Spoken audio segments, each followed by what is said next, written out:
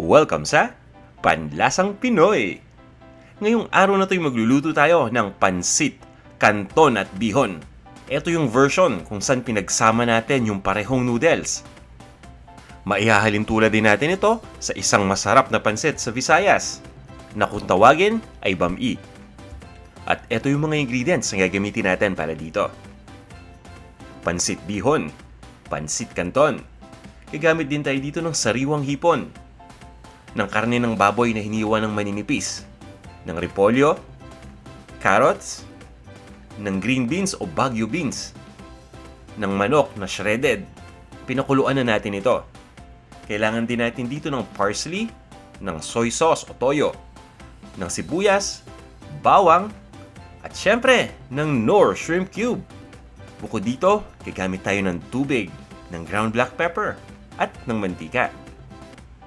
At eto naman yung kompletong lista ng mga ingredients, kasama ang sukat ng bawat isa. Kung handa na kayo, mag-umpisa na tayo. Ibababad muna natin yung pansit bihon sa tubig. Ginagawa natin ito nang sa ganun ay lumambot kagad yung pansit bihon. 10 minutes lang yung kailangan nating pagbabad. Hindi natin kailangang pasipsipin mabuti ng tubig itong ating pansit bihon. Ito rin yung kaparehong technique na ginagawa natin kapag nagluluto tayo ng pansit gisado para mas mabilis maluto yung pansit. Pagkatapos ito, iset aside muna natin. Ngayon naman mag-iinit lang tayo ng mantika sa isang cooking pot. Mas maganda sana kung malapad at malaki yung cooking pot na gagamitin natin. Once na mainit na yung mantika, i-pan fry na natin dito yung hipon. Ilalagay lang natin lahat ng sariwang hipon dito. Itong hipon ay binalatan na natin at na-devein na natin ito. Lulutuin lang natin itong side na ito ng 1 minuto. At pagkatapos, maya-maya, babalik na rin naman natin.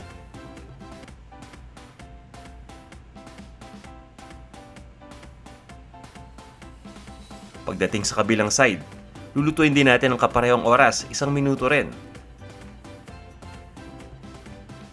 At makaraan ng 1 minuto, ang gagawin natin naman ay tatanggalin lang natin itong hipon dito sa ating cooking pot.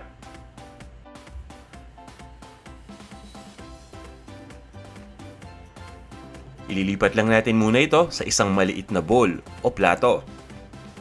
At pagkatapos, isi-set aside muna natin. Ilalagay natin itong maya-maya dun sa punto na halos tapos na tayong magluto ng pansit. Ngayon naman maglalagay tayo ng extra na mantika dito. At magisa na tayo. Ilalagay ko na dito yung sibuyas.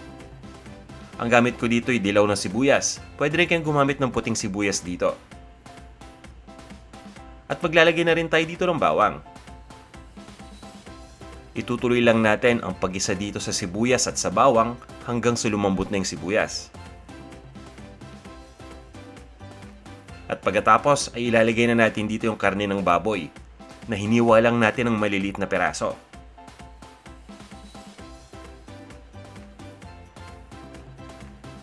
Siguraduhin lang natin na nahiwa natin ng maninipis na peraso ito at kung maaari maliliit na peraso na rin. Nang sa ganun ay mabilis itong maluto at mabilis din itong lumambot. Itutuloy lang natin ang pagluto dito hanggang sa mag-light brown na itong karne ng baboy.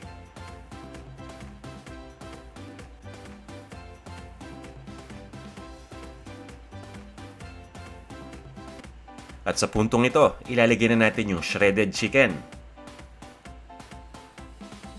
Itong shredded chicken naman ay chicken breast na pinakuluan ko lang ng 40 minutes. At pagkatapos ay shred ko lang o hinimay ko lang. Hiniwalay ko yung laman sa buto. At ito na yung ating shredded chicken. Lulutuin lang natin ito ng 3 minuto pa.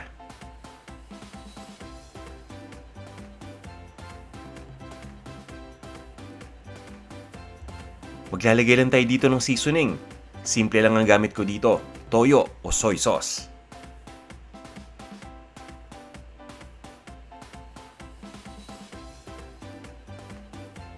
At pagkatapos ay maglalagay din tayo ng tubig.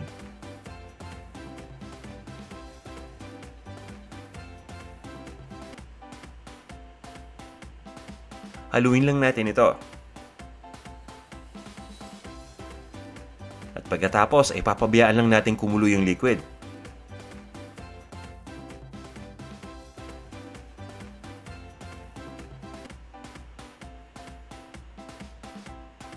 At ngayon, maglalagay na tayo dito ng Knorr Shrimp Cube.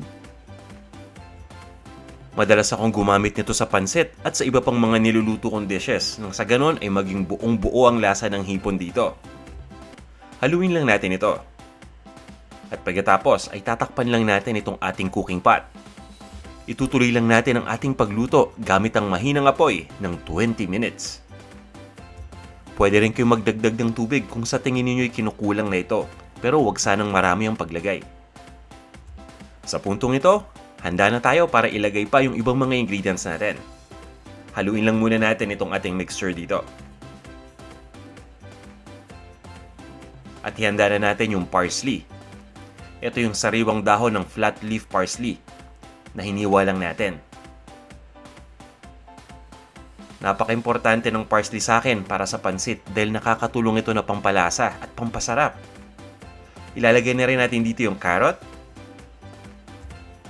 pati na rin yung long green beans o yung tinatawag natin na Baguio beans. Hiniwa ko lang ito diagonally ng maliliit na peraso. Ito na rin yung repolyo. Ito yung ordinaryong repolyo. Pagkatapos, haluin lang natin ito.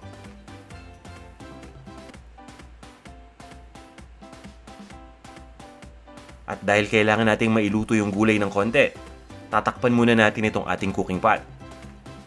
Lulutuin lang natin ito ng 2 minuto.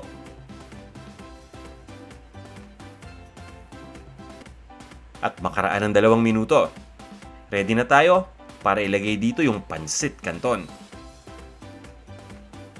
Isa sa mga dahilan kung bakit sinasuggest ko kanina na malapad yung ating lutuan ay para kapag nilagay na natin yung pansit canton ay magkakasya kagad ito. Hindi na natin kailangan siksikin pa. Kasi ang gagawin natin dito, tatakpan lang natin itong ating cooking pot kagad at papabayaan lang nating may absorb ng pansit canton yung steam na nanggagaling dun sa ilalim para lumambot ito at mas madaling maihalo. Makaraan ng 3 minuto, malambot na tong ating pansit canton. Mapapansin niyo ngayon na habang hahaluin na natin ito, ay madali na itong sumunod. Ibig sabihin hindi na ito matigas. So pwede na natin itong itos kasama yung mga gulay.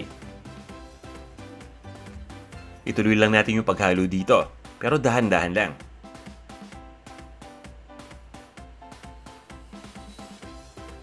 At ngayon naman, ilalagay na natin dito yung ating pansit bihon. At dahil nababad na natin sa tubig ito, malambot na yung pansit bihon.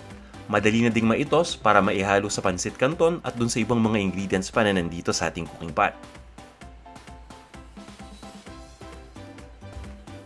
Itutuloy lang natin yung pagtos hanggang sa yung pansit bihon, yung pansit canton at yung ibang mga ingredients ay nahalo ng mabuti. At pagkatapos nito ay papabayaan lang nating maluto ito hanggang sa ma-absorb na yung tubig. Ngayon naman ilalagay na natin yung hipon. Ito yung hipon na pan-fry na natin ng umpisa. Maglalagay na rin tayo ng ground black pepper. Pagsasamahin lang natin yung hipon at yung ground black pepper dito sa pansit. Pagkatapos ito guys, pwede na natin itong ilipat sa isang serving plate. At iserve na natin.